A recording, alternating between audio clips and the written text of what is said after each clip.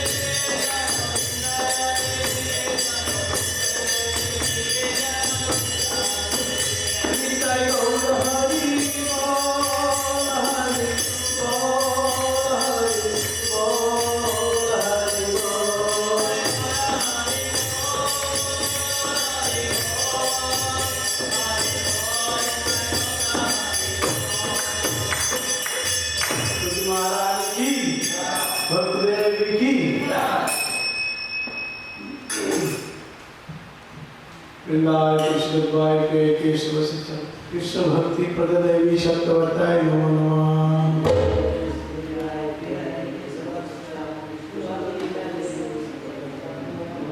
वृंदाय कृष्णद्वाय प्रिय केशव कृष्ण भक्ति प्रद देवी शक्तवताय नमो नमः।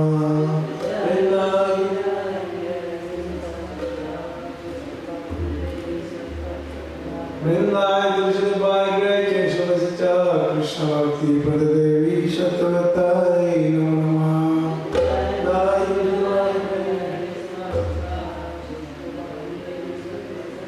तुलसी महारानी भक्त देवी की, श्रील प्रभुपाद की।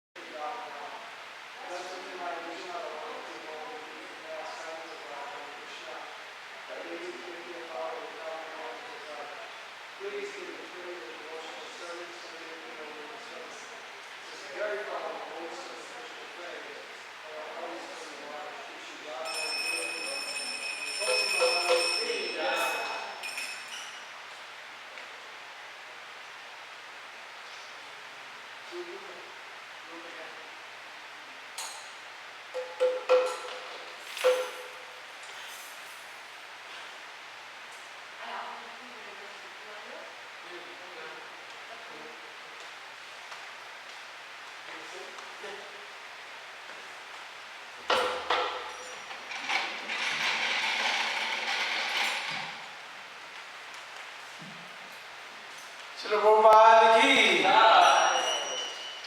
जय प्रभुपाद, जय प्रभुपाद, प्रभुपाद जय प्रभुपाद।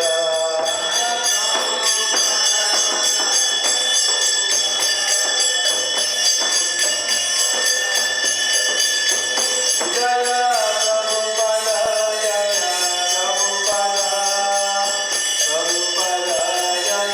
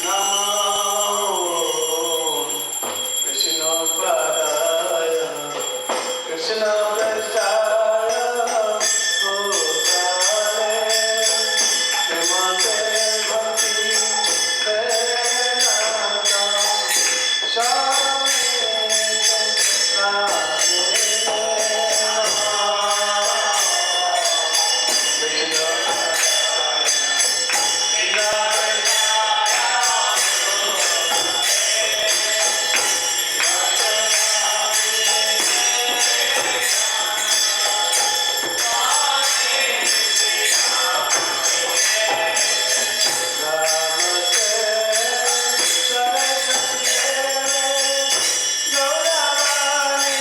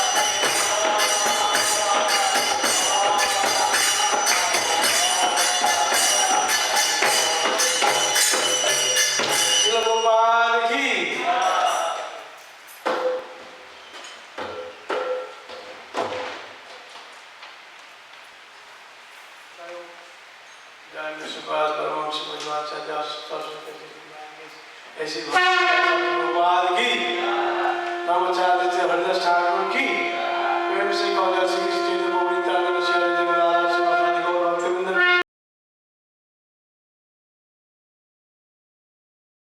मथुरा धाम की मायापुर धाम की जगन्नाथपुरी धाम की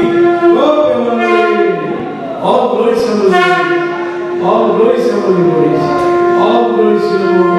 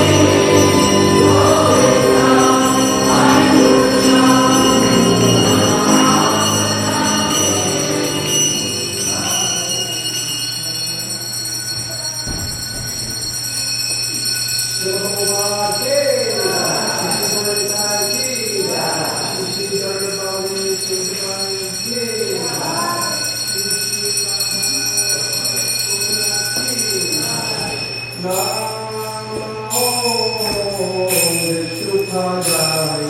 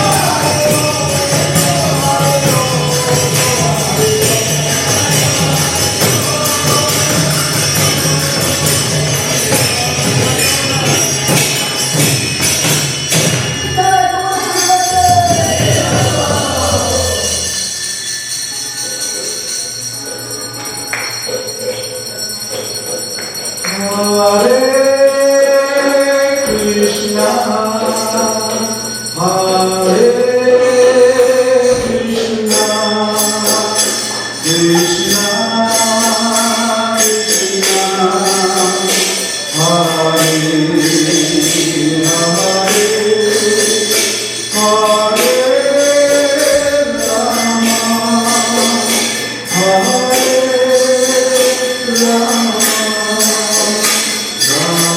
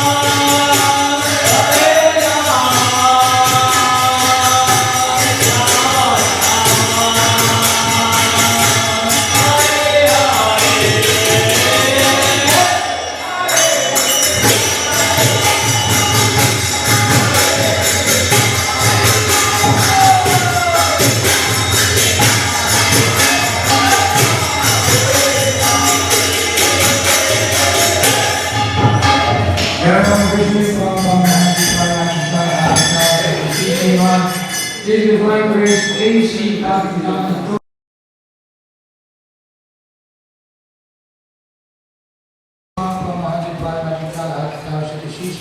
His divine grace, Bhaktivedanta Shri Fataki. Bhakti Goti Vaishnava Vinaki. Namacharya Haridas Koki. Prabhu Shri Ahom Shri Krishna Chaitanya Prabhu Nanda Shri Gauravara Shri Vasudeva Bhaktivedanta Shri Shri Radha Krishna Gopinath Shri Kun Radha Kun Keva Bhagavan Ki. Vrindavan Ki. Tulsi Devi Ki. Harinam Sankirtan Ki.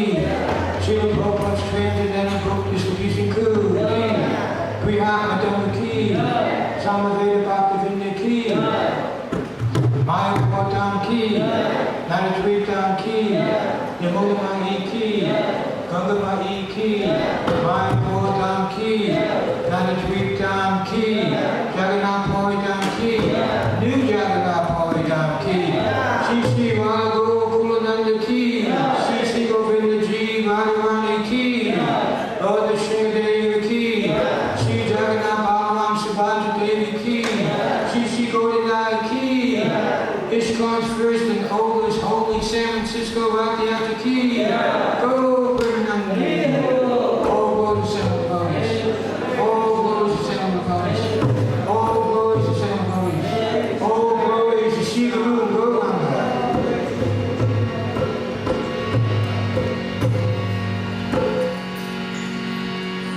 Namaste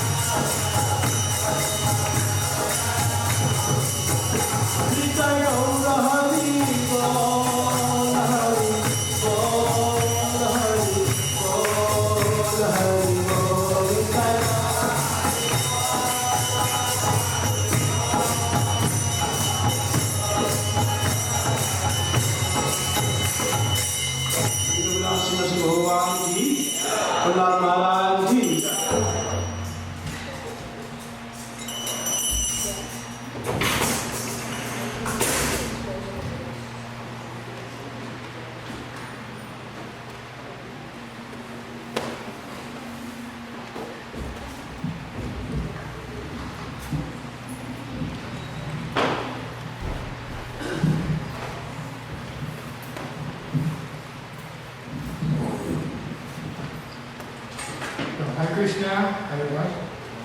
Anybody here for the first time tonight? You are? Where are you from? Houston. Houston? Yeah. Houston, Texas. Yeah. I was there in December for the meeting. We got a nice, beautiful new temple there too. They gave me a tour of the temple. This is the way to celebrate by praising the holy name of Lord Krishna. Not like on the 4th of July, where everybody cooks barbecues and cooks up the dead cow, which Prabhupada said is the biggest sin you can make is to kill a cow. Prabhupada said one time. He said, he told the story one time to a priest, and he was saying, how come you kill animals? And the priest said, well, because an animal has no soul. And Prabhupada said, how can you say an animal has no soul? They eat, they mate, they defend, they have families. The one thing I thought about two animals gone, just like us, they yawn, right? When they get tired. We do the same thing. So the priest was kind of arguing that point with Srila Prabhupada on that argument. Prabhupada didn't like to argue, but he definitely could defeat anyone. Just like the scientists, he said if scientists think they can create life, let's see them have a machine. You can put grass in one side of the machine, the other side of the machine, milk will come out. Right? If you're so smart, let's see you do it. We can't do it. So, today we have a guest. I'll make some announcements. I have a real dear godbrother and friend of mine, Govinda Dutt from Los Angeles. And he's going to give a Bhagavad class today. And so we want to make a couple announcements about different things we have going on. Of course, we're kind of running short of time. We only have about 6 weeks for Janmashtami, and that's on August the 17th. And then the very next Sunday is our big Radhayatra Festival in San Francisco, August 24th. So it's going to be a lot of big endeavor for the devotees to have 2 major festivals back to back, 2 Sundays in a row. It's an enormous amount of work, and it takes an enormous amount of money to put on. So we'd like to see if anybody would like to make any donations for Janmashtami next month, August the 17th, and also our Radhayatra the following Sunday, August the 24th. It takes about $45,000 to $50,000 to put on the Radhayatra in San Francisco. And so far, we're doing okay, but we still need more help. Next week, if anybody's interested, I will have Srila Prabhupada's silk dhoti in my possession. So if anybody be interested in making a bid for it, bid's going to start at $5,000. And it's worth $1 million, in my opinion. So every nickel and dime, every penny will go to the Radhayatra. So next Sunday I will have Srila Prabhupada's silk dhoti in my possession, and we'd like to see if somebody give a nice donation for it, and that will go to put the festival that Srila Prabhupada initiated in 1967. It's the oldest festival in North America. Golden Gate Park, it started in 1967, and these are the first Jagannath deities in the Western world. They were carved in 1967. That's why this temple is called Jagannath Puri. And you go to most temples, Radha Krishna's in the middle. But in this temple, Lord Jagannath or Balaram or Lady Subhadra, David Elsie, it's in the middle. That's of course New Jagannath Puri.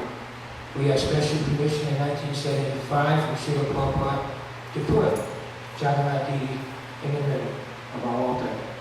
So we have a big board out there with names on it, and some of the congregation members have already contributed money or check. If you don't have a check today or money today, just sign this book, make a pledge that you'll give the money or you check in before, and by making a donation to Radhayatra, you're doing the best welfare work that you could do. You're not just helping other people, you're helping yourself. Because Radhayatra gives the opportunity to thousands of conditioned souls to come in contact in association with Srila Prabhupada and Lord Jagannath. And it's like John Nundy used to say, who I had a tremendous amount of association with. There's hundreds of people that come to our temple, but there's thousands of people in the street. What that meant to me was, on that one day in San Francisco Golden Gate Park, there's more recital, more Prabhupada's books given out, and more of the Hari Mahamantra given out than 364 days in this temple. So we have to get the mercy out to the public. And we have a free feast. It's free food, but it's a little different. Why? Because we offer our food to Srila Prabhupada, and Srila Prabhupada offers it to Krishna, and the food becomes blessed. Whoever eats it is guaranteed a higher birth in the next life. Even if you go home and you got a cat and dog, and give them leftover prasadam, they're guaranteed a higher good in their next life. See? So, just to run down real quick, I won't take too much time up before we have Bhagavad Gita class. I'll just run down because some of you might think, why does it cost $45,000 to $50,000 to put on this festival where the money goes to? Just in a nutshell, I'll just run off some figures. Golden Gate Park alone is $14,000. Okay? To decorate the tree chariots, $3,500. Groceries is about $3,500. The Festival of India from North Carolina is over $8,000. The fire permit is $1,000. We have to rent refrigerator trucks. We have to rent trucks. It's an enormous endeavor. Everybody's heard the cliche, you have to take everything but the kitchen sink. How many of you have heard that cliche before? Anybody? But when you do Rath Yatra, you have to take everything and the kitchen sink. You have to move the whole kitchen to San Francisco. You have to move our deities to San Francisco. We have to move our Gaudiya float here to San Francisco. We have to move our whole gift shop to San Francisco. We have to rent 4 or 5 trucks. It's an enormous endeavor. So it's some of the best welfare work you can do. And it really has an atmosphere of peace, tranquility, and love. Because all the police in the United States have agreed to one day in every city. They said, when we put on a Rath Yatra festival, whether it's in New York, San Francisco, LA, Chicago, there's hardly any crime in that city during the festival. Why? Because when people are chanting Hare Krishna, everybody's at peace. Prabhupada called it the peace formula, chant Hare Krishna. So again, I really plead with you, please to contribute to this Rath Yatra, and it's really important. Like I've said a million times before, I'm guilty of it myself. Everybody maybe have brought their kids to Disneyland to go see Mickey Mouse or Donald Duck, and you pay $50 to $75 to do that, right? So why not give to Lord Jagannath, right? And Srila Prabhupada. Okay, so now we're going to have Bhagavad Gita class given by Govinda Dant from LA. And we'll pass out these flyers. And stick one on your refrigerator, with the magnet and all that stuff. And keep this date. And come to it because it's a wonderful festival. And it's the only festival and parade in North America that gives a free feast, free admission, and free entertainment. You have nice parades and festivals throughout North America. Christopher Columbus Parade, St. Patty's Parade, Chinese New Year's Parade, but none of them. This is something I told the mayor of San Francisco in '99. That's how I got on the company festival. None of them give free entertainment, free feast, and free admission. We don't want to do it, right? So help, okay? And how many of you here today would like to help with donations from service throughout the outset? Raise your hand, please, please. Everybody in this room should raise their hand, not just a few people. Every single person. How come you're not raising your hand? Don't you want to help? Come on. How come nobody else is raising their hand? Come on, you have to help. Let me ask you a question. Who here thinks it's a great idea to feed people, even if they don't have money? Who here? Raise your hand. Do you think it's a wonderful thing to feed people? Raise your hand. What about you? You want to feed people? Come on.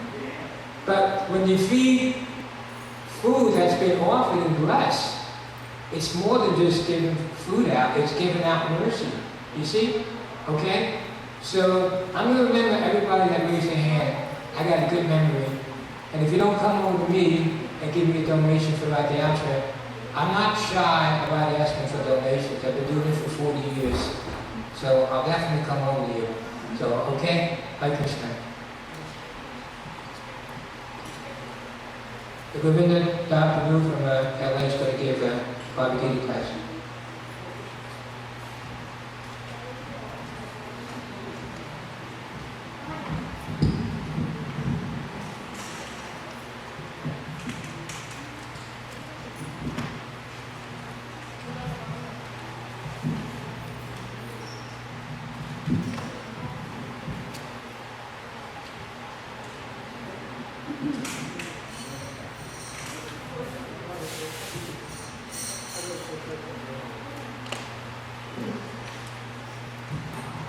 Krishna is very kind to the conditioned souls. Hare Krishna.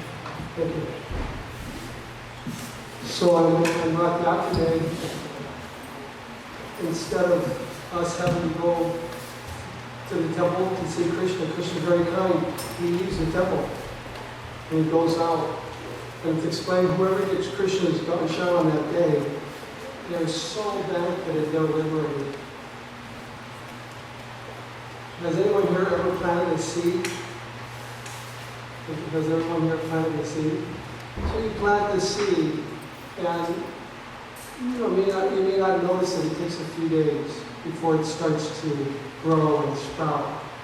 So, in the same way, when we plant the seed of Krishna consciousness within our heart, we have to water that seed, we cultivate that seed. So when Lord Jagannath goes out, he's planting that seed of Krishna consciousness. And then we help the people cultivate that seed of Bhakti Yoga. It's called the Bhakti Lata Bij. Bij means seed.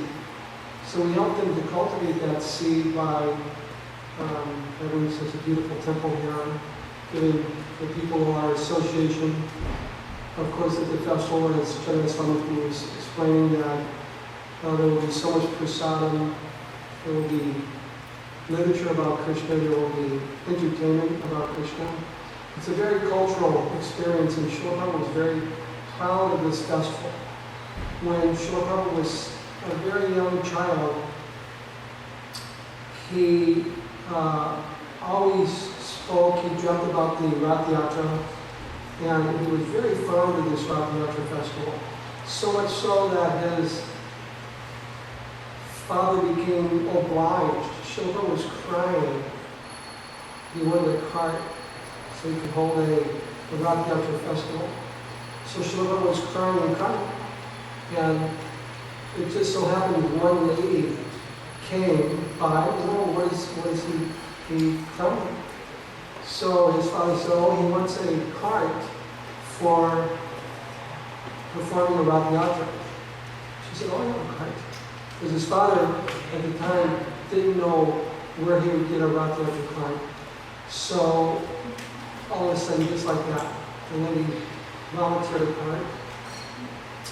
And Srila Prabhupada would put on, or his father would help Srila Prabhupada put on this Rath Yatra festival. And it just so happened that all of the neighborhood kids would join in. And when the neighborhood kids joined in on the festival, the parents came and they said, how come you didn't invite us? So Srila Prabhupada said at the time, he said, this is, Srila Prabhupada's father explained, this is children, having fun. He said, no, this is Lord Jagannath's Rath Yatra. So in this way, the entire neighborhood and surrounding neighborhoods, they would become very involved with this Rath Yatra festival. And I believe even in that festival, Srila Prabhupada's father would help Srila Prabhupada put on that festival for many days. And I believe it was 8 days. The festival would go on for 8 days. And in Jagannath Puri, this festival is so important that the entire town, I'm not sure how many millions of people live in Jagannath Puri, but people come from everywhere. There's so many millions of people that come to get Lord Jagannath's darshan because they know how merciful Lord Jagannath is. Lord Jagannath is a very special incarnation of Krishna in this day and age. So people come from very far and very wide. As a matter of fact, there are many people that even fly from the United States here just to see that festival. And in India, they recognize that Lord Jagannath, he's the ruler. He's the supreme controller. He's not different than Krishna. He is Krishna. Jagannath means Krishna is the protector of the entire universe. So when the Rath Yatra cart is going, first of all, they build these huge carts. I believe it's either 16 or 18 wheels that are needed to support Lord Jagannath's carts. And there's a very massive endeavor that they build Lord Jagannath's cart because that's Lord Jagannath's chariot. You know, everyone here, anyway, in America, people want to buy the biggest and best cars, the fastest cars. You know, they see a young sitting in a Toyota and the BMW is racing past me, oh, that's a Toyota. And then the guy in the Mercedes, oh, that's a BMW, or the guy in the Rolls Royce, those people. And then the guy in the Lamborghini, etc. But anyway, none of those even come close to Lord Jagannath's chariot. None of them even come close. This chariot would flatten little cars. But anyway, so when Lord Jagannath's cart is going, if it veers a little bit, you can imagine 18 wheels, if it veers a little bit, and if there's a house in the way, they don't back up Lord Jagannath's cart. The house has to move, because Lord Jagannath's coming. So, telephone pole, it's got to go. If Lord Jagannath's cart veers a little to the side, of course we don't experience that in our festival in San Francisco, because the cart is able to be guided. But when we had the first festival, put on by His Gracious Jainam Prabhu Ki. So when we had the first festival, the cart came to these wires. So the cart was high, the wires were low. And we had that experience in the UK. So by Jagannath's engineering, Jagannath Prabhu's engineering, some other devotees did it also. So the canopy drops down. Of course, in New York, they use telephone wires or whatever wires are in the way of cable wires. So, because everyone was looking, oh, what do we do now? Well, the wires are going to be in the way of the canopy. What did they figure out for that? So, the canopy drops and goes and then goes back up. And typically the trees are overhanging on the road. So, in this way, Lord Jagannath has his pastime. We understand these are all pastimes of Lord Jagannath. And the devotees help, just as the gopis help Krishna in his pastime. So we all help in whatever capacity we can. If we can assist in every capacity, meaning giving our time, giving our hearted money. We call money Lakshmi, which represents the opulence of Krishna. Lakshmi represents the opulence. So instead of money, we say Lakshmi because real wealth belongs to Krishna. We cannot separate Lakshmi from the lion. We cannot separate it from Krishna. So we understand all wealth, just as the proof is, it's not ours, is that, of course, when we leave this planet, when we die, when we leave our body, we can't take it with us. We cannot take it with us. But what we do take with us is all of the. There's a lot of karma involved when we're earning this money. There's karma involved in every move that we make, when we breathe, when we eat, everything that we do. There's karma involved. And as Jagannath Swami was explaining, that before we understand Krishna, explains that we offer our food to Krishna first. Krishna blesses that offering. And the plants that went into the offering, that we cannot offer in non-vegetarian Krishna. So those plants are benefited. And simply, we are benefited. So, in this way, when we offer Yajna Karma Nam Yatra, Mokul Yam Karma Bandhana. Karma Bandhana means there is binding karma, or it's binding us to the material world. So, when we engage these things, we have different things that we can offer to Krishna. We can offer our life to Krishna. We can offer our wealth to Krishna. We can offer our intelligence. We can offer, at least the minimum that we can offer is some kind words, praising Hare Krishna, Krishna Krishna, Hare Hare, Hare Rama, Rama Rama, Hare Hare. This is, everyone has at least something that they can offer to Krishna. So in this way, Lord Jagannath has these pastimes. This pastime is not some new invention. It may be new to us in the West, but this pastime of Lord Jagannath is eternal. It's an eternal pastime, and we cannot trace it back. There are two histories of this pastime. One history is that the gopis were pulling Krishna back to Vrindavan, and Lord Jagannath's in a state of ecstasy. There are different pastimes of why Krishna performs there are different narrations about why Krishna performs this pastime. And we're given the opportunity to show how to explain that. It's not that Krishna is lacking something. It's not that Krishna is lacking, but actually we are lacking. And what is that we are lacking? We're lacking the opportunity. We're lacking the intelligence. We're lacking the ability. Sorry, we can turn this off. We're lacking that our connection with Krishna, and that is our main suffering within this material world. Sorry, turn this off. We have a request in most temples that if the cell phone goes off, we have to buy a Bhagavad Gita. So I've purchased many Bhagavad Gitas. So I can't interrupt it. It's kind of a cheap phone. But anyway, we are given the opportunity to engage in Krishna's service.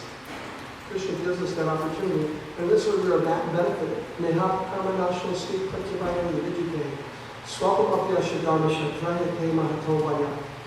Krishna makes us a promise that in this endeavor, there will never be any loss or diminution. Anything in the material, we don't have any experience of that in the material world, where there's never any loss or diminution. Everyone keeps their wealth locked up, they keep their house locked up, they keep their car locked, because of the fear. The fear in the material world is that it's a very unsafe place.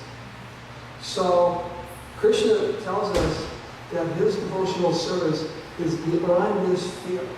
It's beyond this fear. And no one can ever take this opportunity that we seized, service to Krishna. No one can ever take that away from us. So many devotees are hearing this Srimad Bhagavad Gita talk that we're going to be reading from today. So there's a shloka in the Srimad Bhagavatam, Nasta Prayeshu Abhadreshu. Abhadra. Krishna's sister is known as Krishna's sister? Subhadra. Subhadra means she's the most auspicious. She represents Srimati Lakshmi Devi. So there's Abhadra. Subhadra means the most auspicious. Abhadra means inauspicious.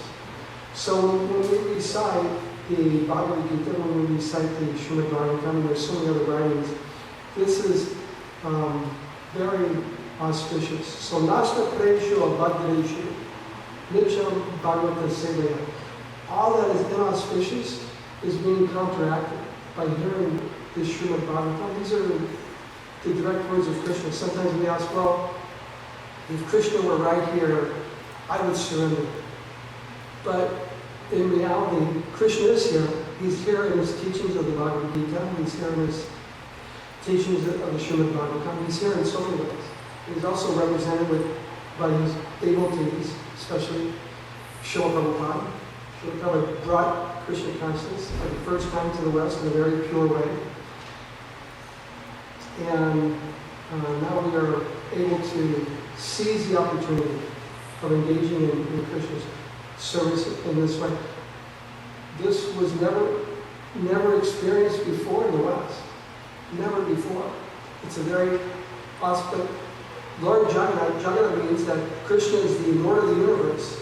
He's not only meant for a certain group of people. It's not like we have a lock and key on devotional service, that only people possibly from India can do this. No, Lord Jagannath's for everyone. He never says that we can only do this in India. But he says, Aham bija pradapitaha. I am the life-giving source of everyone. In this way, we are all spiritually united. Everyone here is spirit soul. I was listening to a talk Srila Prabhupada gave. He was explaining about Maya. Maya means that which is not. Maya, that which is not. So Srila Prabhupada said, everyone is working so hard for this body and things that are related to the body. But this is a false understanding because we are not this body. Everyone, we're looking at each other, but in reality, I'm not seeing you, you're not seeing me. You're seeing consciousness. For instance, it's not the eyes that are seeing. It's not the ears that are hearing. It's not the mouth that's speaking. It's not the skin that's really touching. Because when the body so-called dies, it's dying, the body dies, but in reality, there's so much life still in that body. There are literally millions of microorganisms still taking advantage of that body. That body's very alive. There's so much life still in that body, but for some reason, when the soul leaves, then the eyes no longer see. The nose no longer smells it. The mouth no longer talks, etc. So our real identity is the soul that's within the body. So how do we see the soul? Well, we see the soul through consciousness. So we have to understand in a very spiritual way how to see the soul. And in this way, we can stop working for the illusion that we are just endeavoring for this body and we're endeavoring for things in the material world. Because these things are very temporary and they're very disappointing. Anything in the material world will be very disappointing. Krishna describes this world as dukkhalayam ashashtakam. So there's sukha and dukkha. So sukha means we're constantly looking for things to bring us pleasure. When we eat, we're eating to satisfy the hunger. So we want the pleasure of not being hungry. So in one sense, we're constantly trying to combat kleshas, which means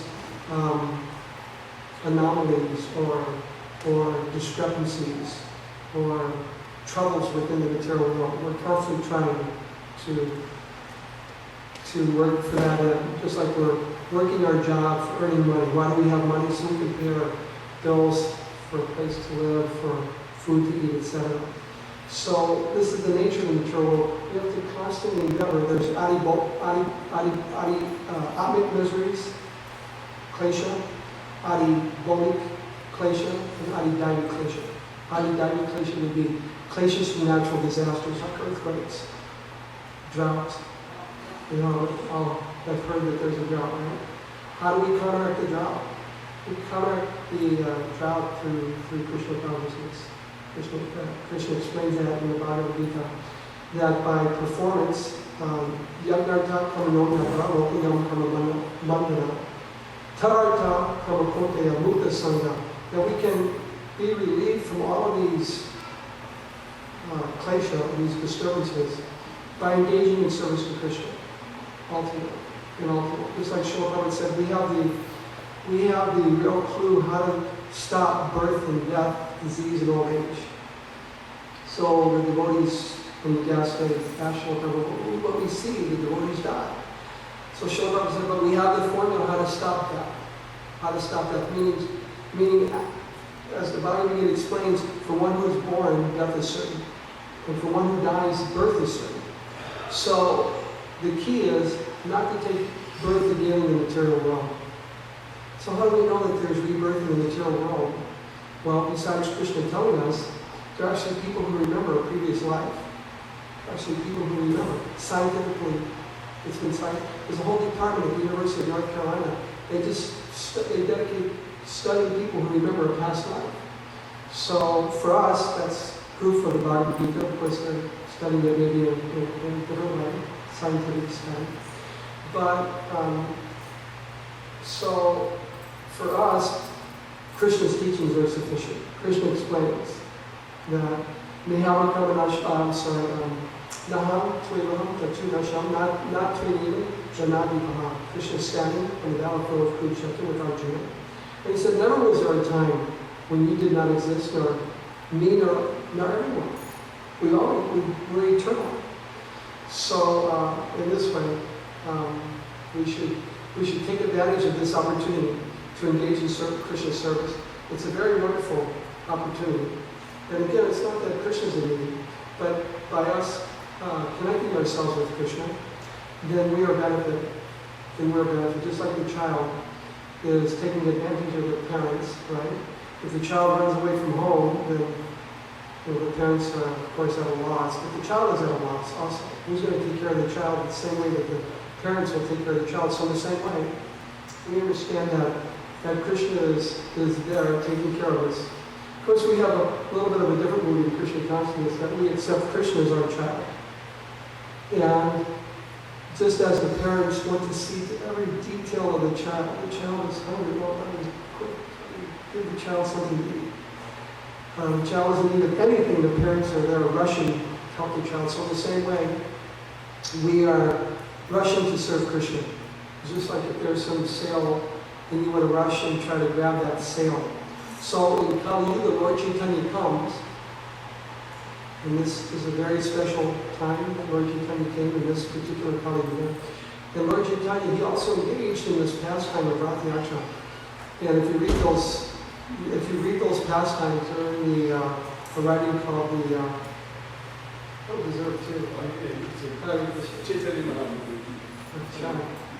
So anyway, this is Vishaya, he's engaged in worshiping the very, very nice devotee. Should try to get his association.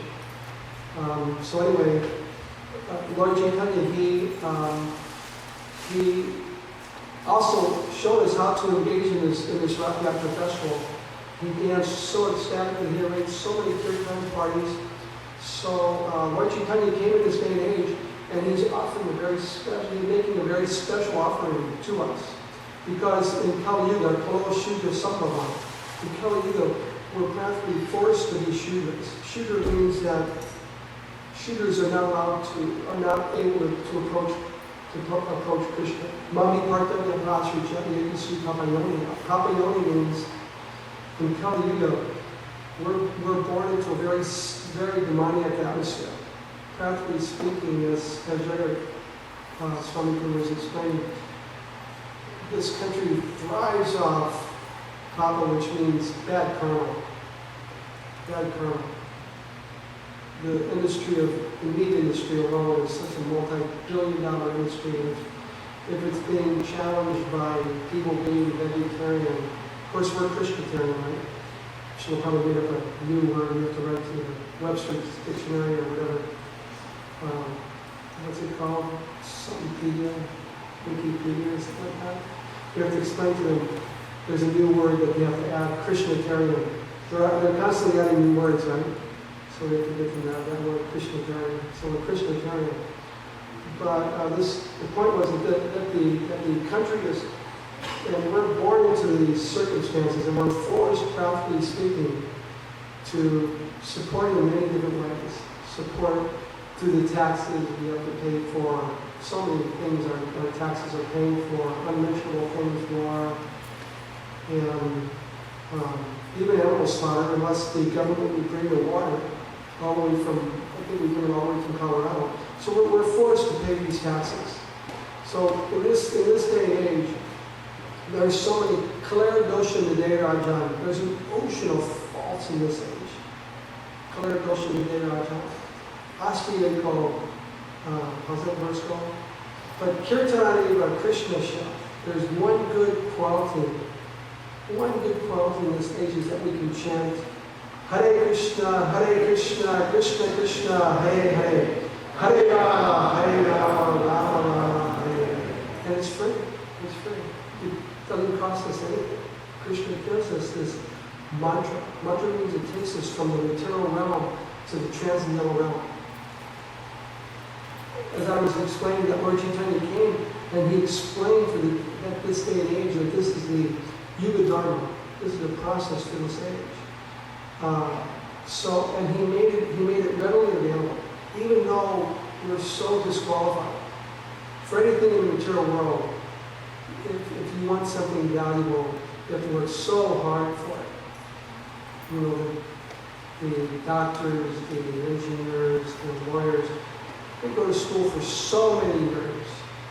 And even after that, they still have to practice. I have some friends that are becoming residency, they get paid so little money. So hard that they have to work, right?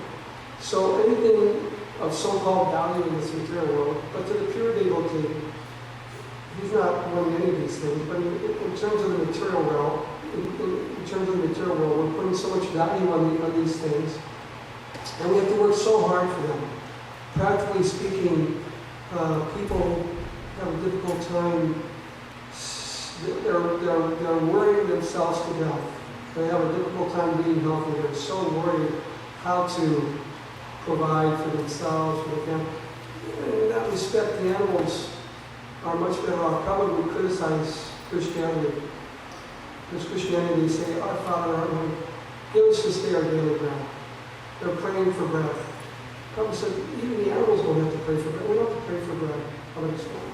But we put ourselves in a situation where we have to become so concerned about how will we exist in this material world. We have to put so much concern. So Krishna has maybe actually a very beneficial way, that we can exist without being in so much anxiety. Because when we become detached, the pure devotees they're not attached to working very hard. And according to our karma, we may work extremely to extreme lengths, extreme endeavors, and not accomplish much. And there are other people who are not working very. It seems as though they're not working very hard, but they have so much good karma. It's coming to them. There's a story Srila Prabhupada explains. I forget the Sanskrit right now, but there's a sage giving different benedictions. So the sage is saying, he's telling the brahmachari, may you die immediately. May you die immediately. And there's another person, the prince. The prince, he gave the benediction, may you never die. And to the butcher, oh, you shouldn't live, you shouldn't die.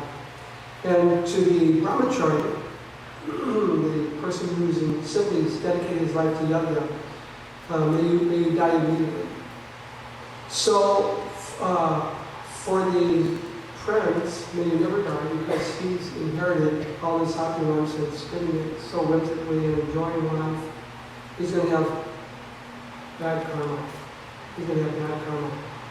And for the butcher, you shouldn't live, you shouldn't die. Probably everyone can guess what a hellish existence. His work is that he's constantly killing, slaughtering animals. So he shouldn't live, because when he dies, by living, he's engaging in all this bad karma. When he dies, he's going to experience a lot of bad karma. In the Chaitanya Charitamrita, it's explained that, especially killing the cow, because the cow is known as Gomata. She's just like our mother. She's giving us a very valuable substance, milk. In this society, they're even trying to put a bad name on milk, that it's very bad for you. We're the only animal. In Krishna consciousness, we don't call each other's animals. We don't call each other animals. We call ourselves human beings. But anyway, they're trying to say we're the only animal that drinks some other animal's milk. But little do they know about the Ayurveda. And Krishna's already given us the whole plan, how we can remain healthy, how we can develop a very good brain. Milk is a very septic food, as we were talking about karma. But there are septic activities, and there are rajasic activities, and there are tamasic activities. So if we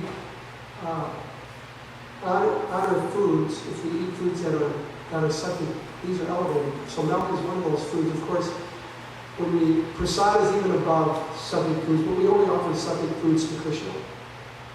So the cow gives so much milk. At the peak of its milking, the cow can give 80 pounds of milk in a day. And the Ayurveda explains that milk is very healthy for human consumption. I admit, I drink a lot of milk. As adults, we live it. But I love ice cream. And as I came to the Krishna consciousness movement, I was introduced to things like Glavjamins, and Sandash, and Raskula. And now I'm really hungry. And the feast is going to be soon. But anyway, there are all these nice preparations that we make from Krishna. We make for Krishna from now. So, and so many other nice preparations, as everyone has experienced the beautiful Sunday feast program that we have.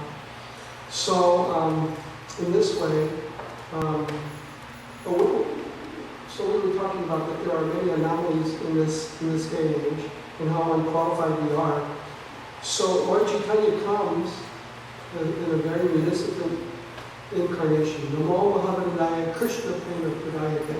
Krishna Krishna Chaitanya Namo Krishna. That he comes in this day and age of Kali Yuga, and he gives us such wonderful things. And practically speaking, they're free. Practically speaking, it's without very much endeavor. It's given to us very free, just like when we walk up to the orange tree or the apple tree. It's freely giving its fruits. So Lord Chaitanya brought us fruits of love of God. Fruits of love of God. And he said in this day and age, it's a very rare commodity. It's very rare to find someone who's a pure devotee, as we have experienced so many times. Shoka was a very rare. So I think in the Mahabharata there's an example given that if to meet a pure devotee is so very rare that it would be the same chance as if there were a turtle on the bottom of the ocean, and turtles also have to surface for air. So what would be the chances of that turtle surfacing, and there would be a log there with a hole in it, and that turtle sticking its head through that hole in that log? Very rare chance, very rare that would happen. So in the same way, to meet a pure devotee of Krishna, it's a very rare, it's a very great opportunity. So we have that opportunity now to meet Srila Prabhupada here in the, we'll hear from the Bhagavad Gita. So let me finish up. I was telling the story how the butcher should never live or never die. And the prince should never die. And the brahmachari, he can live or die. He should die, he's giving benediction and he can die immediately because he's performing yajna. As I was saying before, yajna tat kamanomya pravokanam kamamandana, taratat kamakumdeya mukta sangha. Because the brahmachari, he's going to reach so much benefit. But we can derive that same benefit by simply making these offerings to Krishna, to Lord Jagannath. We derive so much benefit, it will be beyond our calculation. As I was saying in this day and age of Kali, Mami Parkavya Hasu Triyeti Sopakanomya, that there's so much bad karma, and practically speaking, everything is contaminated in this day and age. Everyone's worried about their food, they're worried about their air quality, just everything is contaminated in this day and age. Kali Yuga, it's full of fault. But Lord Chaitanya, he has come in this day and age, and he has enabled all of us to take advantage of this process of Krishna consciousness. And it's very wonderful. I was in one discourse, and the devotee was speaking, and he asked everyone, do you have the experience that now that you've come in contact with Krishna consciousness, that your life has greatly improved? And everyone was just unanimously agreeing that yes, since I've come into contact with Krishna consciousness, how much my life has improved. Because probably many of us have the experience of sometimes being lost, especially if you're following a GPS. You have the experience and how frustrating it is. I'm lost. I don't have any signal. What do I do? And you stop and you ask someone and they can see you in the wrong direction. So that's what's happening in Kali Yuga. We're very lost. What is spirituality? Practically speaking, there's no understanding of what is spirituality in this day and age. People are thinking in Kali Yuga, what we're accepting as spirituality can actually be irreligiosity. It's like I speak to a Christian the other day, no, you must be me. You can't be a Christian unless you know what. I'm going to go this way and talk to somebody else. I don't believe this is the teaching of Jesus because they've interpreted the Bible in so many different ways. And so many other things are like, wow, Jesus, God is so merciful to me. Look at how much money I have. I can have anything that I want. Intoxication, you name it. These are all gifts of God. Sex, drugs, these are all gifts of God. But for the first time, we're hearing in Christian consciousness, actually these things are taking us away from Krishna. Yes, everything comes from Krishna. But Krishna says, Ye tamam papajante tam stataiva pajamiham mama bhartante manusha parta savashaham. Yes, everyone is following Krishna's path. Yes, everything is coming from Krishna. But not everything leads us closer to Krishna. Not everything leads us closer to Krishna. An example would be just like in America. Everything is coming from America, but there are criminals. There are criminals that are utilizing it to break the laws of the land. So in the same way, we have to make sure we're going closer to Krishna. We have to make sure that we're making an advancement on this path of spirituality.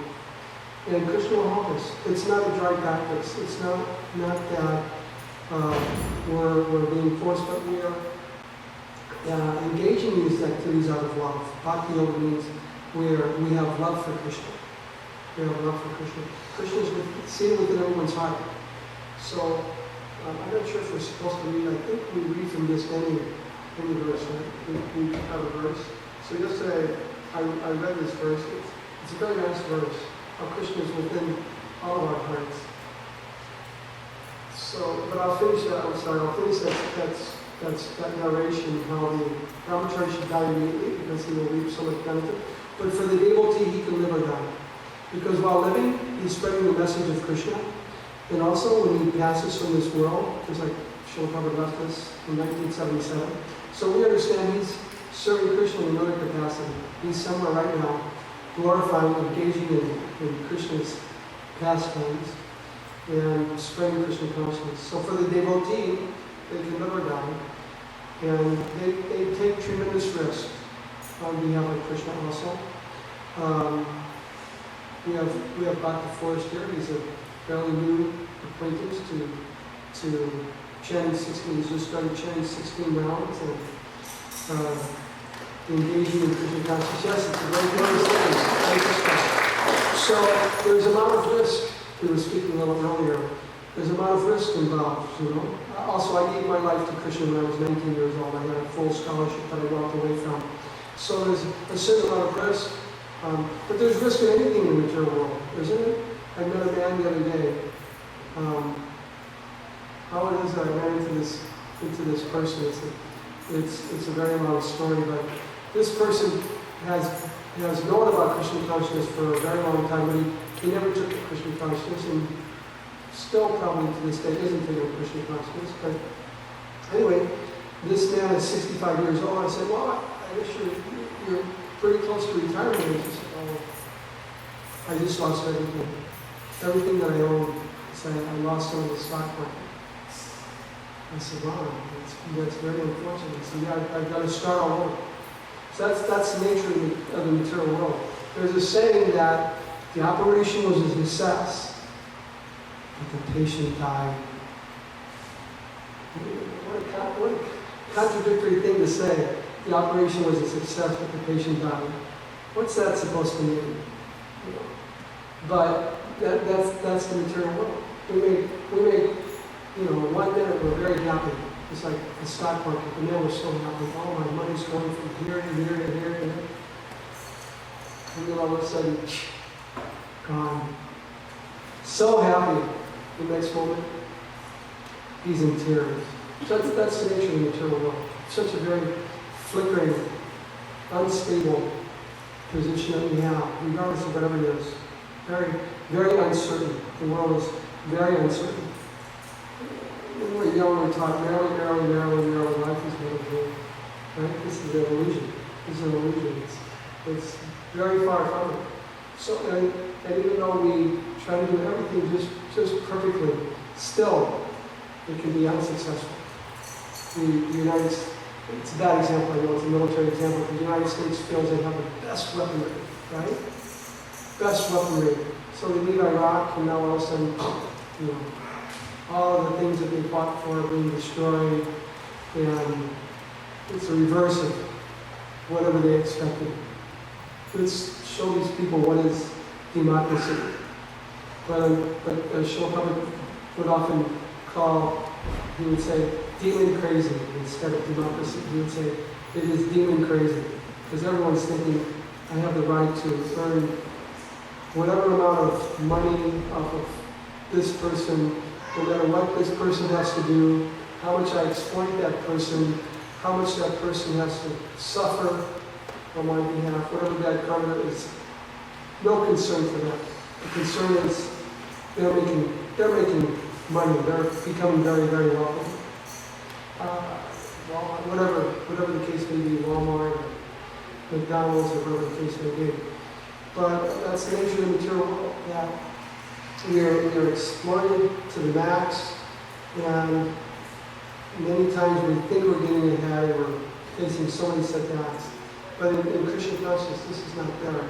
So let's read from this. I guess I have the only Bhagavad Gita. I was reading Revelation 15:15, chapter 15 of the Bhagavad Gita, verse 15. And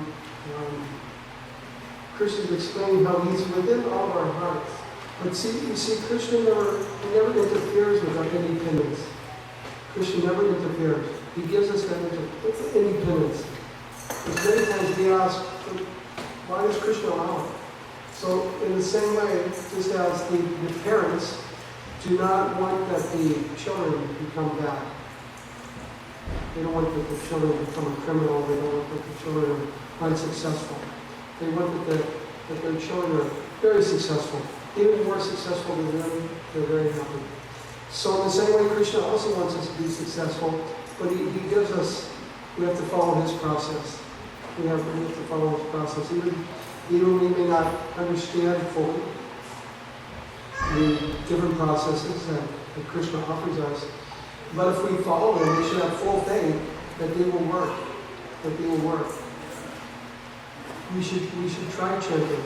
And Shilprabhu was very, very adamant that we chant 16 rounds. How many here chant rounds? Very nice. Very nice. So, those of you who don't chant rounds, how many here have chanted Hare Krishna?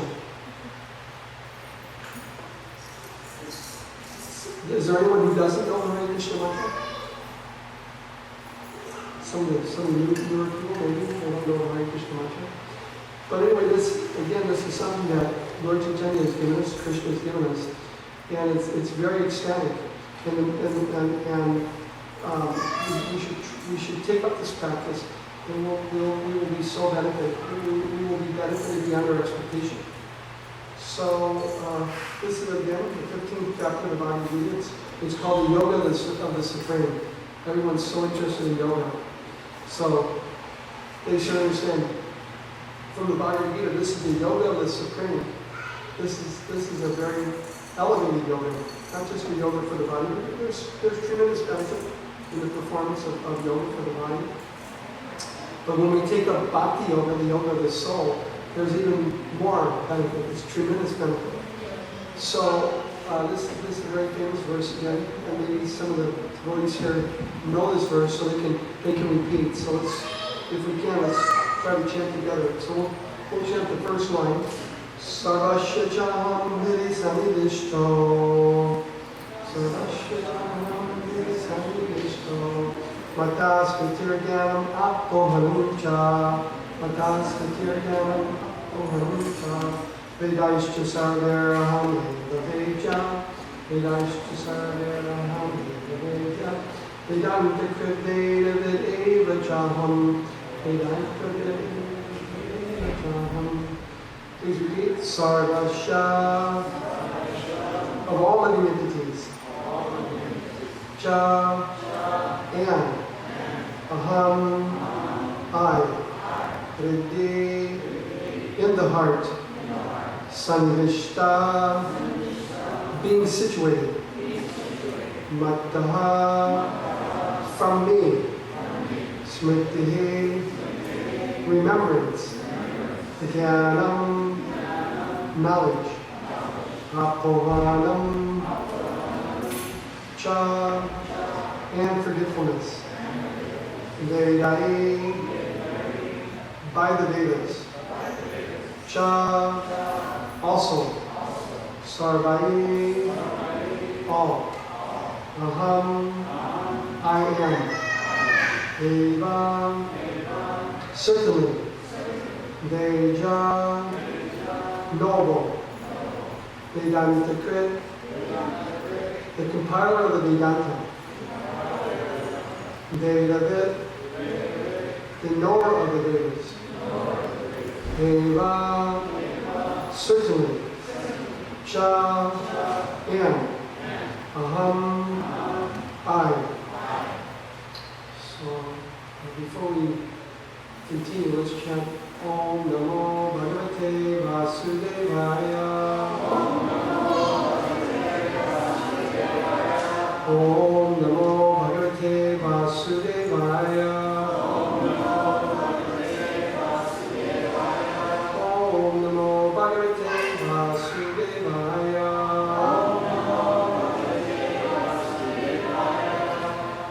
The transcendental knowledge is revealed to us. Again, Krishna's within our hearts. So we checked this before to offer respects and appreciation that Krishna gave us this transcendental knowledge. So I'll read this translation that we just chanted to this shloka in the Bhagavad Gita. I am seated in everyone's heart, and from me come remembrance, knowledge, and forgetfulness. By all the Vedas am I to be known. Indeed, I am the compiler of the Vedanta, and I am the knower of the Vedas. So please repeat. I am seated in everyone's heart. And from me come remembrance, knowledge, and forgetfulness. By all the Vedas am I to be known. Indeed, I am the compiler of the Vedanta, and I am the knower of the Vedas. Now, the Vedas mean knowledge. Krishna gives us knowledge. It's like if you purchase something, it comes with the 7 instructions, right? I was doing some maintenance work, so we have a saying in our line of work that when all else fails, we read the directions, the instructions, right? Because we did something, I know I purchased something before, and I thought, what a piece of cake. I'm just going to slam this thing together, no problem. Well, what happens? Gosh, I broke it. So if I would have followed the instructions, even the simplest things, because if you buy something, well, then they want these little bitty screws to be used in a certain way, putting something together first, and then you have a little bit of larger screws, then you have some larger screws. So if you speculate, oh, I like this screw over here and this screw over here. When you get in the middle, you realize, oh my God, I don't have enough screws. So you can't continue to undo everything you did, right? So Krishna gives us the Vedas. Now the Vedas may be very, not maybe, but they're very bewildering. They're very bewildering to the ordinary person.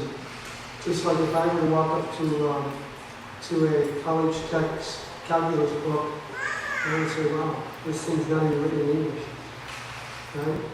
But if I speak to the teacher, oh, this means this means that. So you learn what's being taught in the text.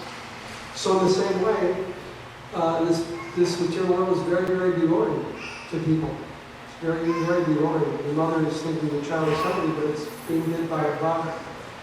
In this way, anyway, the material world is, the child is crying, and someone else is saying, complaining that the child is crying, they're also making noise. In this way, everyone's disturbed in the material world. So, In the same way, so Krishna gives us the Vedas, and Veda means knowledge.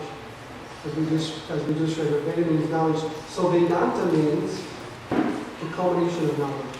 What is the culmination of knowledge? So here, Krishna is explaining Vedanta Krit, Veda Vid, Veda Chalham. I am the culmination. Meaning Krishna is the culmination of all that knowledge, of whatever we learn. And the example that Srila Prabhupada would use is that we may have so many,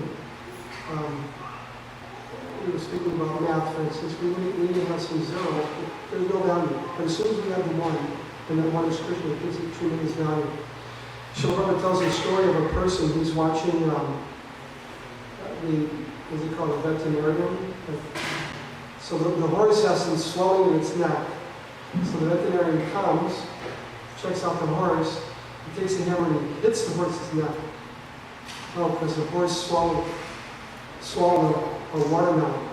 But the novice is thinking, that person had to pay that veterinarian $300. Veterinarian simply hit the horse in the neck. I can do that. So he goes over to some person, the horse is sick, and he hits his horse in the neck with a hammer, and the horse dies. So that's what we're at. We're thinking that I can do this in the material world, I can do that in the material world. What we're doing is we're killing our spirituality. We're killing our spirituality. We have to hear what Krishna, what plan Krishna has for us, and we have to learn from Krishna. So yes, Krishna is seated within our heart, and he's witnessing, and he's telling us, just like today he told us, it's come to the temple, and he's nudging us.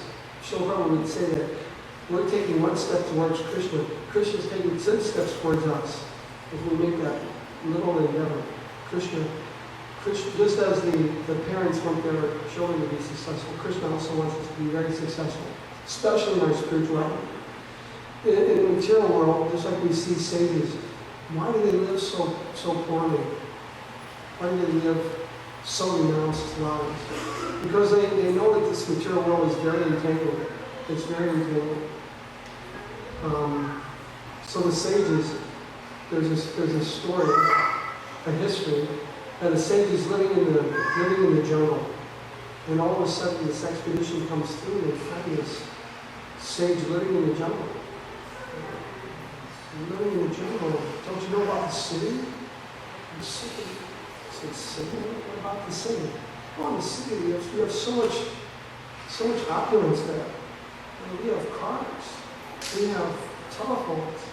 We have hospitals. We have so many things. I said, come to the city. Why are you living in this jungle, you know? You have to, it's a very fearful place. There's tigers in the jungle. There's fearful things in the jungle. This sage asked, well, why would I want to go to the city? I'm afraid of it. Well, but no, you could. So if I come to the city, the sage is asking, well, what would I do? Well, you get a job. You get a job. You work hard. You get these things. You can accomplish so many things, so much. And you said, then what? Well, after many years, you retire. You can stop doing all that. All those crazy things. Being under someone's thumb, work hard, work faster, do more things. And so you're saying, well, I'm already not under someone's thumb. I'm already retired.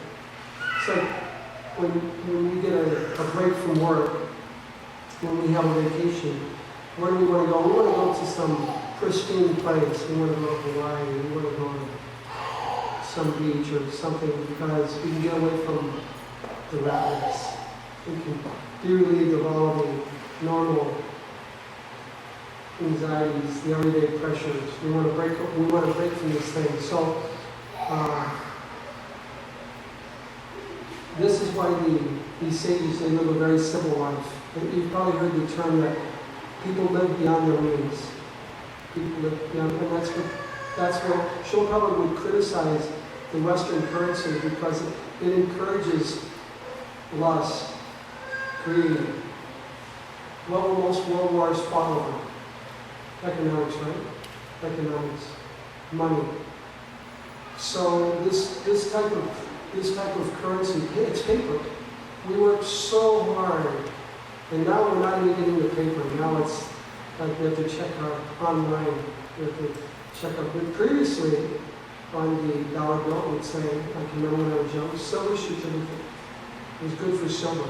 You could trade them for silver until they made the announcement. This is the last day you can trade this paper for silver. Well, now it's being hoarded. That's another nature of this age of Kali Yuga, that the precious metals are being hoarded. You know, you can wear a little bit of gold, but you're risking your life, right? Or whatever the case may be, diamonds or jewels, whatever. But Srila Prabhupada was explaining, when he was young, it was very common that people would be trading in gold coins, silver coins. It was a very common thing. I know when I was young, I saw a gold coin. I was like, wow, I never saw a gold coin before. Srila Prabhupada was young, he was explaining how it was very common that people would use gold coins. So now it's paper currency. And Srila Prabhupada had the experience during the different world wars that at the end of the war, these notes would be lying in the street. They used to be very valuable. But when the country fell, those notes are useless. So Srila Prabhupada wrote many articles. He wrote many articles that you can't eat these things that are buying things, and we would call it the nut and bolt civilization. People are very interested in nuts and bolts. So Srila Prabhupada also had another friend that would come, I think, from China. And he would bring a truckload of, in India they use rupees, right? So he would bring a truckload of rupees. And he would just buy things like anything and hire people. And he was very loose with his money. So Srila Prabhupada was very, very keen with us. He said, those are counterfeit. Those are counterfeit notes. And America is constantly changing the paper, right? As everyone's seen the new paper that's being printed, everyone's calling it, oh, now they're printing monopoly money. Looks like it's from a game. It's colorful. So, because the U.S. is very fearful that people, that there are so many countries trying to counterfeit the paper, right? Anyone can print paper. It's counterfeit. So they're trying to develop higher technology so people can't counterfeit this. But so the point was that in this day and age we're working very hard for these things. And of course we will never be able to, Srila Prabhupada was asked that if Krishna consciousness became very powerful, will we stop, for instance, industry? He said these things will never be able to stop. But the whole process of Krishna consciousness is how we can add Krishna to our life, how we can keep Krishna in the forefront of all of our activities. So therefore we encourage everyone to rise early. Practically speaking, I know people in this day and age have to rise very early. Some have a 1 hour commute, they have to prepare a breakfast. So 2 hours before sunrise is known as Brahma Muhurta hour. So we rise very early so that we have time for our spirituality. We begin our day in a very spiritual way by chanting the Maha Mantra. Hare Krishna, Krishna Krishna, Hare Hare, Hare Rama, Rama Rama, Hare Hare. We rise at 4 a.m., we take a shower, we immediately start chanting the mantra. Because the mantra, again, it takes us from the material realm to the spiritual realm. I was at a yoga festival, I was explaining this. So this yoga festival, they had different yoga camps. So one day she was saying, now chant this mantra. So the mantra, she had everybody chant. And she had everybody chant and jumping like that. So I was sitting, and I was hearing, probably at least 100 people. There were thousands of people at this festival. They were at different yoga camps. So they were at this one yoga camp, and they were chanting this, what she called a mantra. This is not a mantra. This is not a mantra. So I was hearing it, and we don't know if we should laugh or cry because there were 100 adults chanting, chanting what she was saying was a mantra. This is not a mantra. Again, the mantra, man means mind and tra means glitter. So the mantra takes us from the material realm to the transcendental realm. And this sound is not taking us to the transcendental realm. So it is not a mantra. So Krishna gives us this beautiful mantra that we can chant. And it's so ecstatic to chant this mantra. So I guess I should call for any questions or comments that we have. So I know this devotee is very anxious to say something. Yes, Guru. Hare Krishna. Does Chaitanya tell us how you may live a full life here and still take the final destination? I'm sorry? Does Chaitanya tell us how we may live a full life here and still take steps toward How we can live a full life here and still attain the supreme destination. Very good question. So as we said, we have to be very keen how we can add Krishna consciousness to our lifestyle. The main thing we do besides talk, and everyone here can tell how much I like to talk, but besides talking, and again we replace the talking with the chanting, and next to that, the dearmost thing that we want is eating palatable dishes, so we can offer those to Krishna. And prasad is so beneficial. And we go back to Godhead, practically speaking, just by eating prasad. So these are the two main things that we're recommending here. For more specific things in people's daily lives, they can ask the Lord. These are the two main things that we can offer prasad. Robert, in the beginning days, he wrote a very nice set of rules. So he asked us not to eat things that are cooked by non-devotees. We have a list here in this office. I have some. I always need to bring them, and I'd love to pass it out. Shilpa wrote this in his own. Not for us not to engage in frivolous activities, but in this way, Shilpa wanted that we take up Krishna consciousness in a very serious way. And the most serious way is through chanting and taking prasadam. But let's give the opportunity for someone else who have some. Now, questions are a sign of intelligence.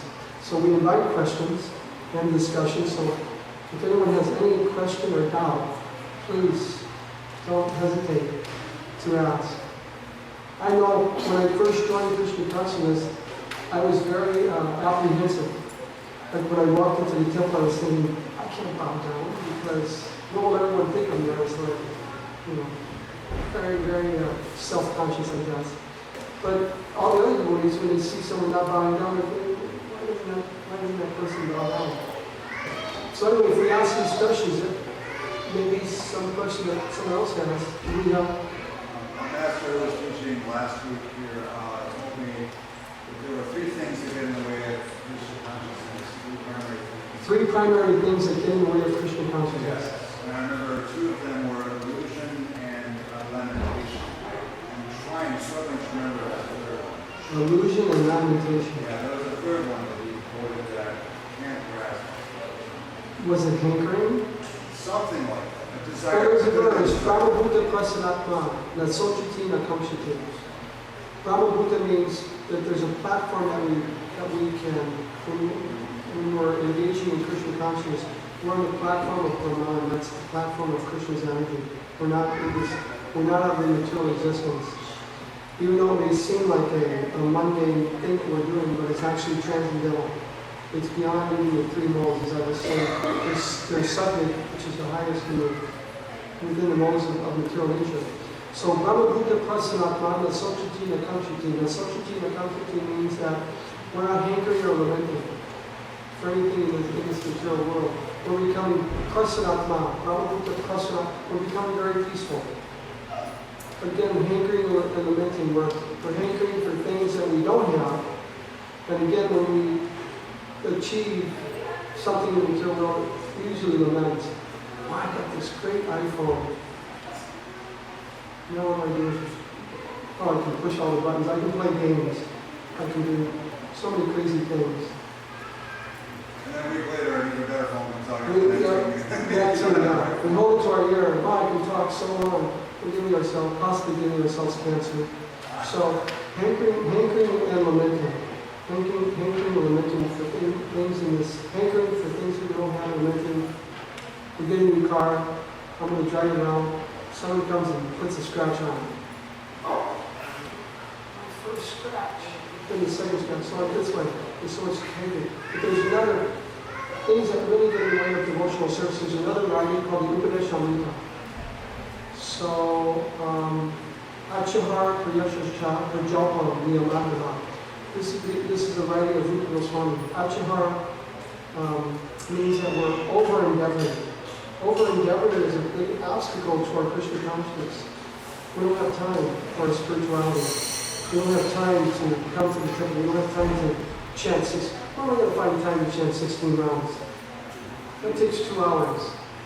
Well, but somehow by Krishna's mercy, I've been chanting 16 rounds without missing for 41 years. So somehow, by Krishna's mercy, or if I tell people I haven't eaten meat for 42 years. So, Achahara Priyashascha Prajalpa. Prajalpa means there's so many mundane things to talk about. So, Rupa Goswami gives us six different items. What's the next line? Anyone remember? Prajalpa Niyamadana. Gosh, right now I'm not remembering it, sorry. But there are 6 things that really block our devotional service. And he begins with those things. Over-endeavoring. Another, I'm just not remembering, but there are a total of 6 items. Sad vinashiti. It ends with vinashiti. Vinashiti means it destroys our devotional service. So I'm just not remembering, but after the class we have that book right in the lobby. We can look up this text unless someone's remembering that shloka. So. Any other question? Overcollecting. That's okay.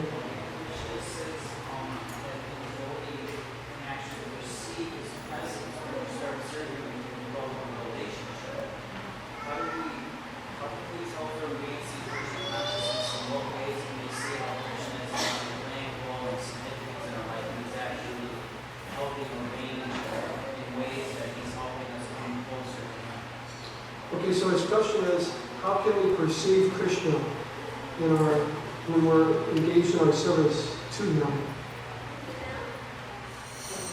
Is that the essence of the question? And how can we understand making advancement also, right?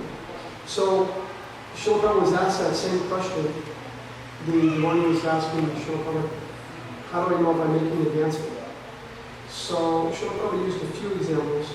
One example that he used, just like he said, just like when you're eating, someone doesn't have to tell you that you're full. You know that you're full. So Srila said that the devotees are rising early, they're chanting their rounds, they're doing this.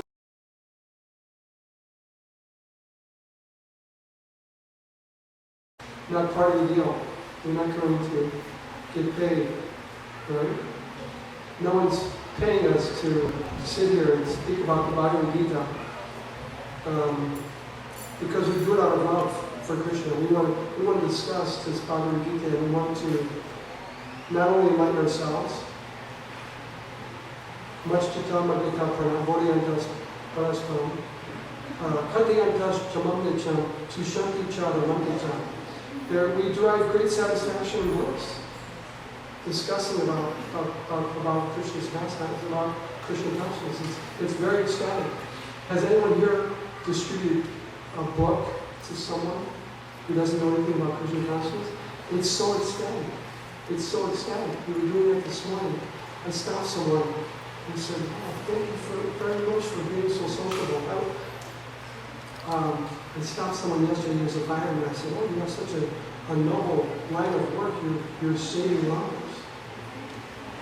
Of course, anyway, as we know, there's a little more philosophical understanding, but firemen are ladies or people in the military. Hopefully they're trying to establish justice. So I said, I explained to him in the line of spirituality, we also do these things. We're saving people's spiritual life. And the best thing that we can do is give people one of Shilapop's literatures. Just like most people probably won't remember what I was talking about at the beginning of this talk, right? But if we have a book and it's written there, we can study and we can examine and scrutinize. It is not that we're simply fanatics or sentimentalists. Well, I just believe this. I don't understand a thing about it, but I just believe it. So, back to your question, yeah, we know we're making advancement because we're continuing the process. It's not a whimsical practice, but we're chanting, we're serving because we have the taste. Krishna gives us that taste. Tushanti cha ramati cha. Tushanti means it's a very delightful practice. It's very ecstatic. We give someone Krishna consciousness. It's better than giving them $1 million. People have something in their hand and walk up to me, to show them a Krishna conscious book. Oh, my hands are full. Well, sir, look inside here. There's $100 bill. Oh, I can put this stuff down. I'll take that $100. Well, actually, the knowledge of Krishna consciousness is even more valuable. It's even more valuable. Actually, I don't put $100 bills in the books. I don't have them to put in the books anyway.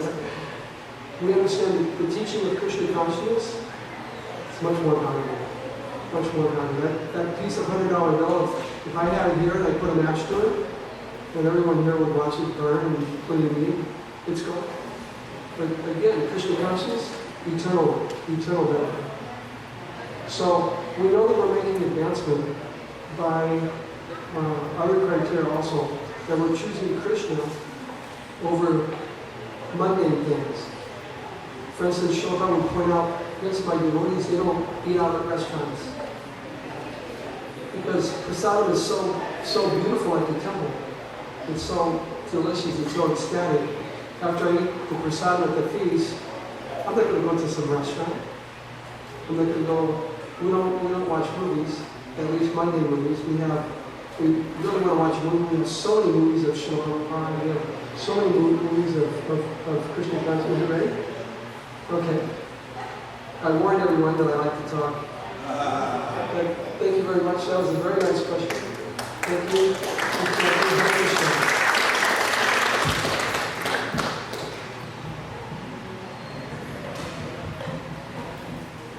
Krishna.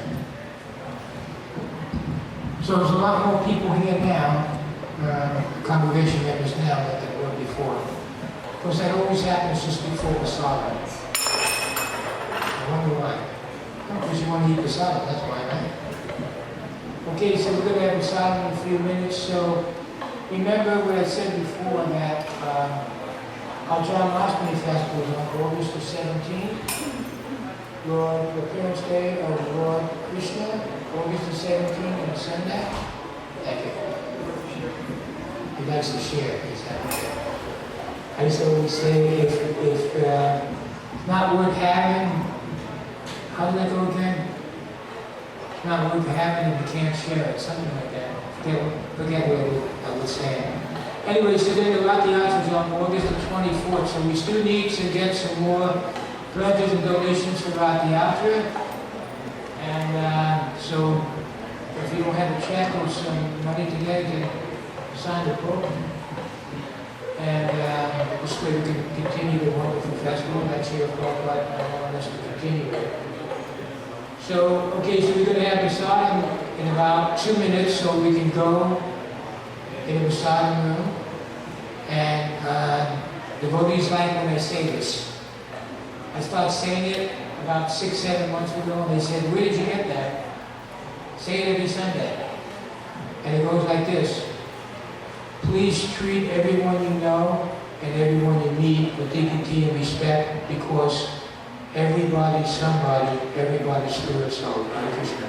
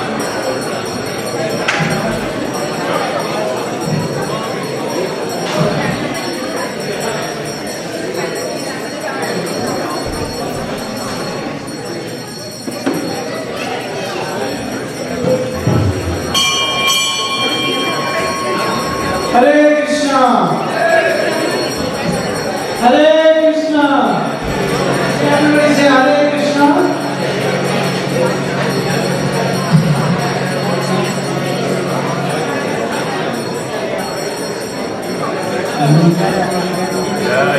keep the foot on the pedal.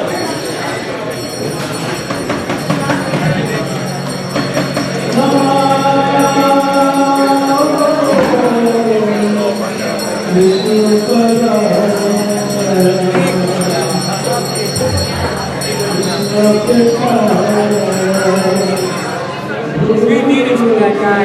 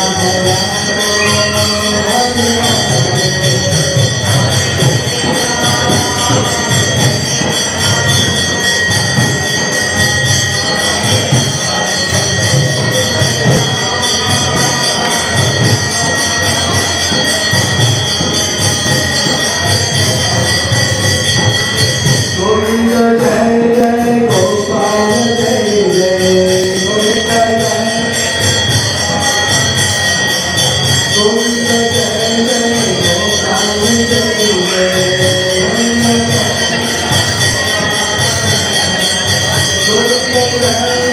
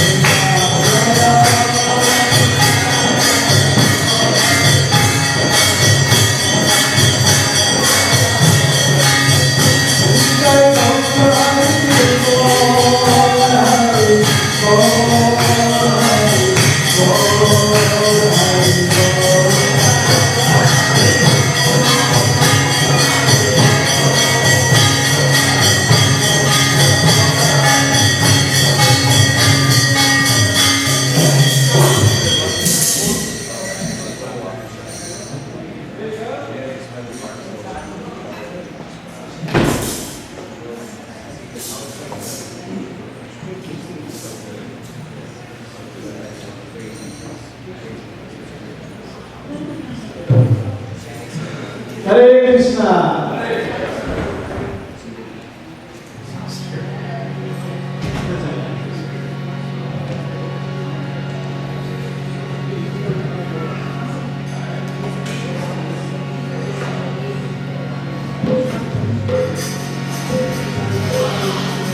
Jai Prabhupada, Jai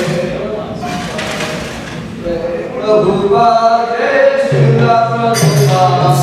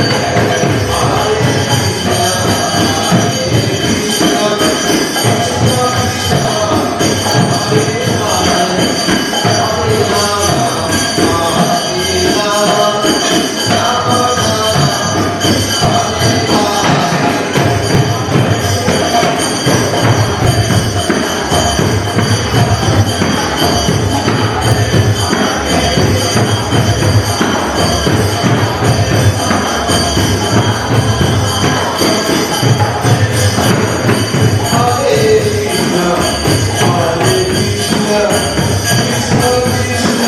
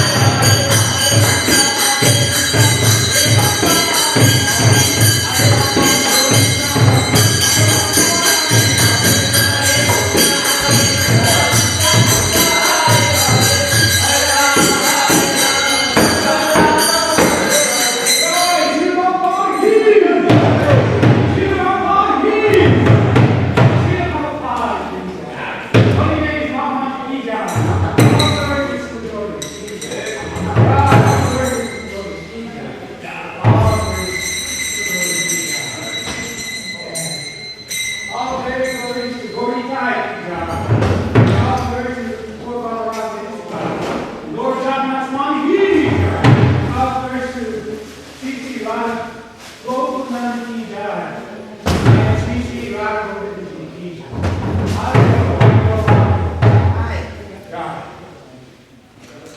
Hare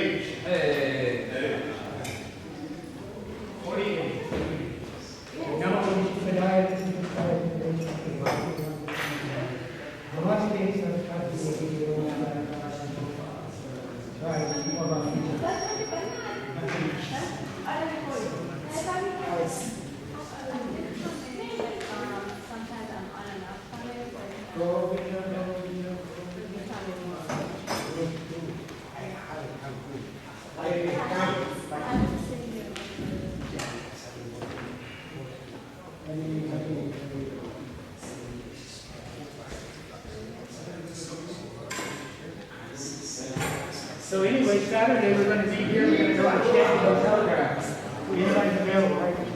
How you doing? Yeah, it's Saturday. Are you coming this Sunday?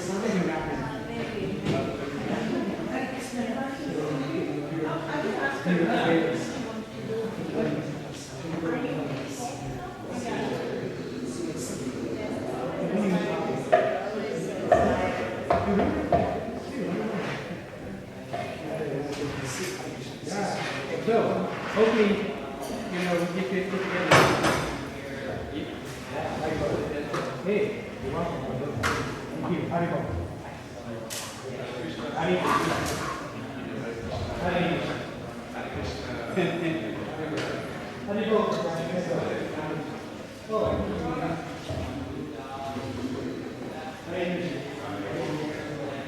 Father, you're Angelito, man. Huh?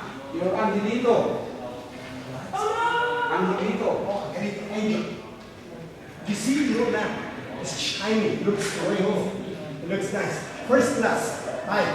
Hare Krishna. Looks good. You see? First class. Clean. For the boys.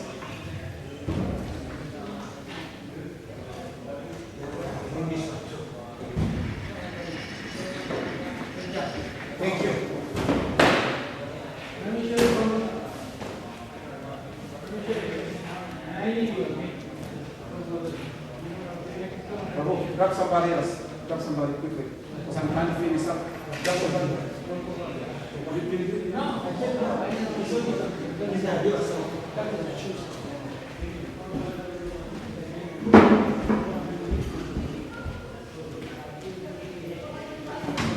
Hold on, hold on. Bravo, please. Bravo, please. Don't come. Just watch. Just watch. I need.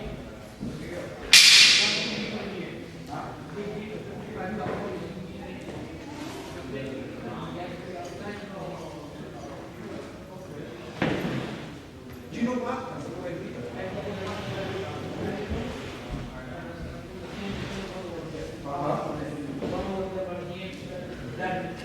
And you know what? It's great, and I help you out. I help you. Whatever I do is He used to be very good at cleaning. yeah. Thank you, Diva. And thank you. That's a great idea.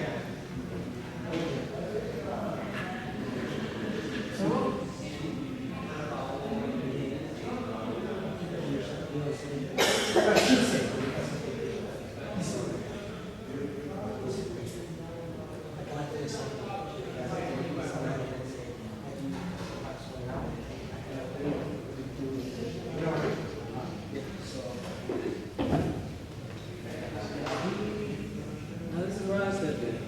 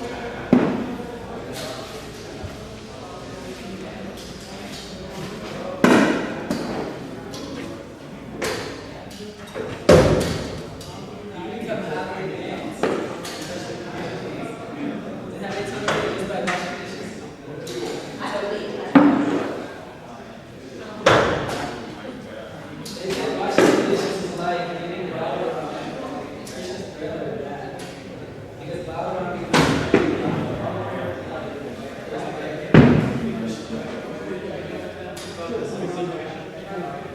Balaram always shows up first. And until I say stage. Like I'm at the temple. First class. Good. He's busy. Now, what did you want me to do? Do you want me to put everything on the ice? Nice and neat? Yes. Put everything nice and neat, and then we go. Yeah, I decided mine.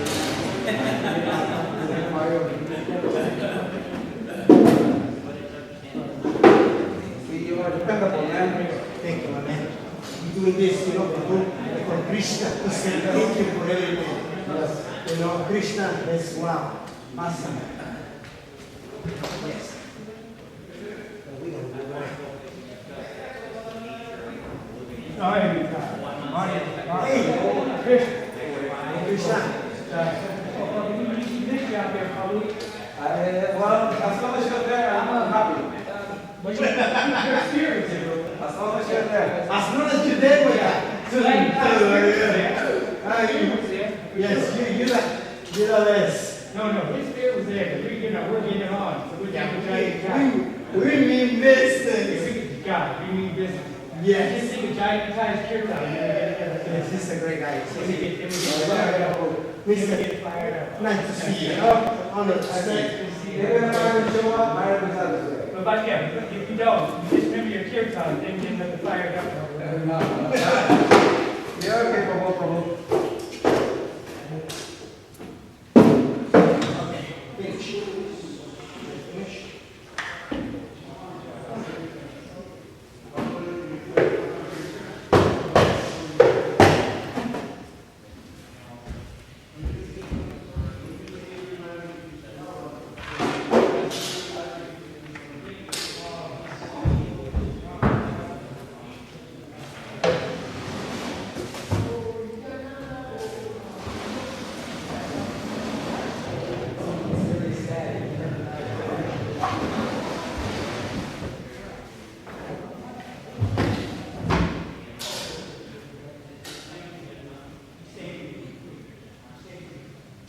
And the great thing about living here is like, it's not your space here. It's like everything's Krishna's space because you can't like have any attachment to anything, you know? So it's like, it maintains like not realizing that everything belongs to God. It's just kind of like you walk a different way, you know? You know what I'm saying?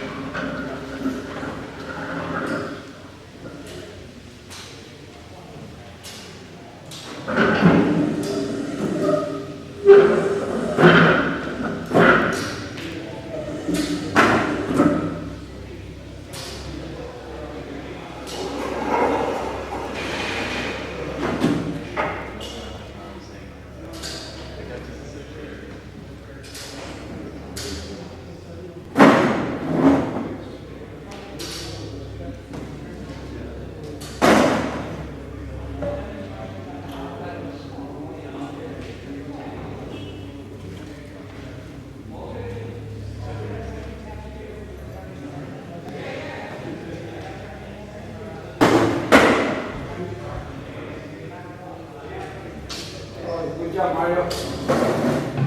Oh, thank you. Good job. Look. Good job. Nice and neat. The way it should be. First class.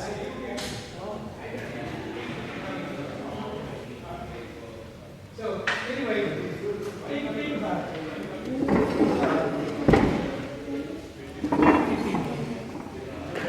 If you think about it, Huh? oh no, I was talking to Devananda. You want me to think? What am I going to think about? Hey, where you go? Hey, Prabhu. Hey, so good seeing you, Mario. You're the best. Yeah.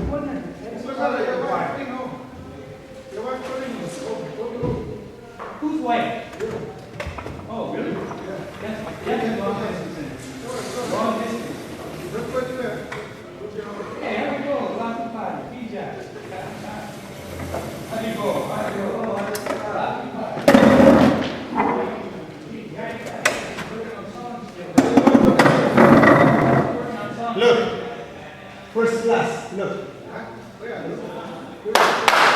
Arrest. Yeah, also, we're gonna mark. We're gonna make it like first class for Krishna. Thank you. Beautiful work, guys.